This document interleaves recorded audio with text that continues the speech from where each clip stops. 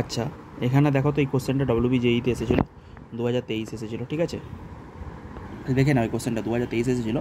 Organic chemistry most important, শুধু দুটো mixed করে দিয়েছে, এক তো রিয়াকশান, তার সাথে একটু কিসের ছোঁয়া দিয়ে দিয়েছে না, আমাদের স্টিরিও কেমিস্ট্রির। কী বললাম, একটু স্টিরিও কেমিস্ট্রির ছোঁয়া, আর একটু আমাদের আর কি দিয়েছে, আর হচ্ছে আমাদের রিয়াকশানের। আমাদের কী বলেছে বলো তো? দেখো এখানে আমাদের দিয়েছে ফার্স্ট কম্পাউন্ডটা, দেখো এখানে আমাদের কী দিয়েছে, দেখো এখানে দিয়েছে আমাদের হচ্ছে CH3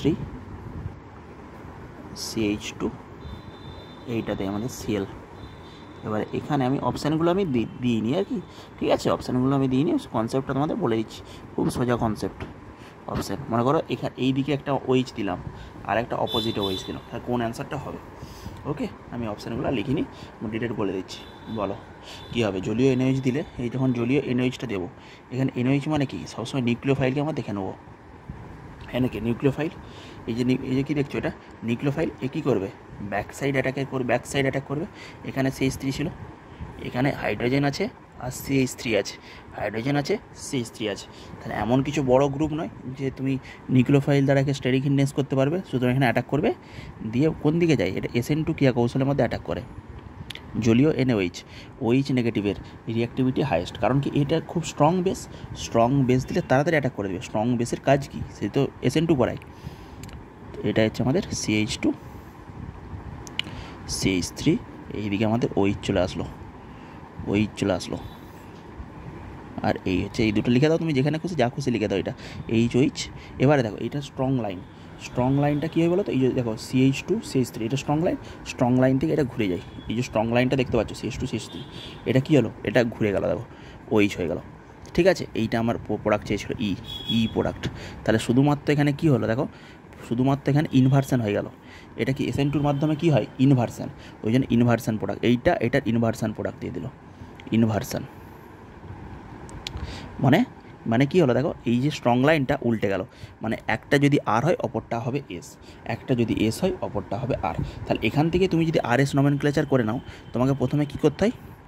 অ্যাটমিক ওয়েট অনুসারে আমাদের 1 2 3 4 করতে হয়। তাহলে এই দেখো কার্বনের সাথে ডিরেক্ট আছে, এটা 1 নম্বর গ্রুপ ধরে নাও, সব শিখিয়ে দিচ্ছি। দেখো 1 নম্বর, এইটা হচ্ছে আমাদের 2 নম্বর। কারণ কি দেখো, এই কার্বন এটা CH2-র সাথে আবার বড় গ্রুপ যুক্ত আছে, কিন্তু এখানে 3টে হাইড্রোজেন আছে। তাহলে এই দুটোর মধ্যে কোন গ্রুপটা প্রাধান্য আগে হবে? 1-এর পর এটা 2 হবে, এটা 3 হবে। আর হাইড্রোজেন শুধুমাত্র হাইড্রোজেনের সাথে আছে, হাইড্রোজেন একটাই, তাহলে হাইড্রোজেন হচ্ছে 4 নম্বর। এবার এর সূত্র কী হয় জানো? ফর্মুলা হয় 4B পজিটিভ। 4B পজিটিভ মানে 4 নম্বর গ্রুপটা আমাদের ব্যাক পজিশান। এই যে ডট, এই যে আমাদের ডট ডট ডট ডট লাইনটা, এটাকে বলা হচ্ছে ব্যাক, আর এটাকে বলা হচ্ছে ফ্রন্ট। এটাকে বলা হচ্ছে ব্যাক, এটাকে বলা হচ্ছে ফ্রন্ট, এটাকে বলা হচ্ছে স্ট্রং লাইন। এইটা স্ট্রং লাইন, এইটা ব্যাক, এটা ফ্রন্ট। তাহলে 4B পজিটিভ মনে হচ্ছে 4 নম্বর গ্রুপটা ব্যাক পজিশানে, 4 নম্বর গ্রুপটাকে বাদ দিয়ে বাকি এটাকে বাদ দিয়ে দিলাম, ব্যাক পজিশন হয়ে গেল। এর সূত্র হচ্ছে এটা বাদ দিয়ে দিলাম। এবারে 1 2 3 কোন দিকে ঘুরছে দেখো তো, 1 2 3, 1 2 3কে নাও, 1 2 3, এইটাকে যেটা ব্যাকে থাকবে সেটাকে বাদ দিয়ে দেবো, দিয়ে বাকি তিনটেকে 1 2 3কে ঘোরাও। কোন দিকে ঘুরছে? এটা অ্যান্টি ক্লক ঘুরছে। তাহলে এইটা 4 নম্বর গ্রুপ ব্যাক পজিশানে ক্লক ওয়াইজ হলে, এবারে সূত্র কি? 4B পজিটিভ মানে ক্লক হলে আর হচ্ছে অ্যান্টি ক্লক হলে S। এই তো সূত্র, অ্যান্টি ক্লক হলে R, অ্যান্টি ক্লক হলে S। পজিটিভের অর্থ হচ্ছে যদি ক্লক হয় R, অ্যান্টি ক্লক হয় S।